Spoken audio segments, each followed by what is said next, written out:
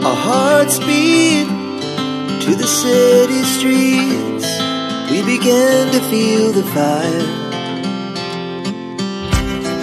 We rise like tall buildings as the chemicals they take us higher. The night's young and it's just begun as she puts her hand in mine. Hello guys, good morning. Ayan, share ko lang sa inyo itong halaman na to. Itong halaman na to guys is porcelain. Kung tawagin sa atin, halong-halong pagkain ng baboy ika. Pero napaka-healthy itong plant na to. Itong leafy vegetable na to. So ito dito sa abroad, bine-vegetable nila ito. Sa Pilipinas, hinahayaan lang sa hindi nila alam na may magandang health benefit sa atin to. Napakaganda ito guys. May antioxidant and sa mga may diabetes, ulamin nyo ito guys, nakakapagpababa rin ito ng blood glucose. Ayan, so ayan guys, as you can see. Pero dito kasi guys,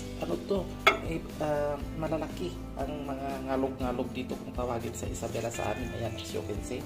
Pero okay naman yung guys, native na nandyan. Ganon din ang lasa, kaya lang mas malaki ito. So hayaan ninyo yung mga humihingi sa akin ng buto. So itatanim ko to. Ayan, binili ko to sa store. So madali lang mabuhay ito. Kapag tinanim mo to, mabubuhay yan kahit pag init pwede.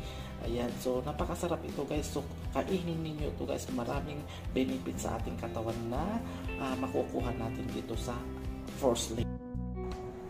So yan guys, yung ko, tinanim ko, buhay na siya. Mabilis lang mabuhay itong porcelain guys, as you can see. Ayan, diba? Pero ito yung native na porcelain guys. Ito, nakikita nyo ito, yan yung native na porcelain. Yan, maliliit lang siya. Pero ito talaga yung talagang tinatanim. Ayan. So tignan niyo yung pagka nila, similarity. Maliliit yung dahon tong native.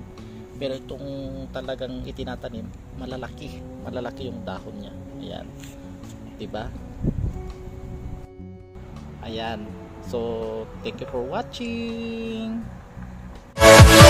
Yeah.